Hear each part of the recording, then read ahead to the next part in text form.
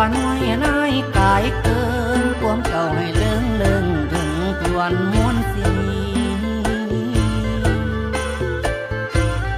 วายที่พนังพญา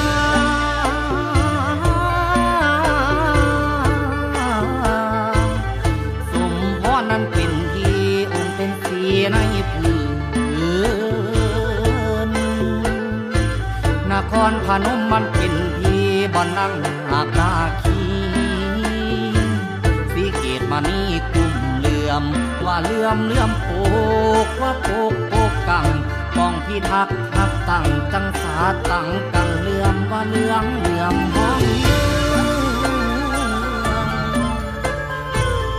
โอ้เมืองมิงลา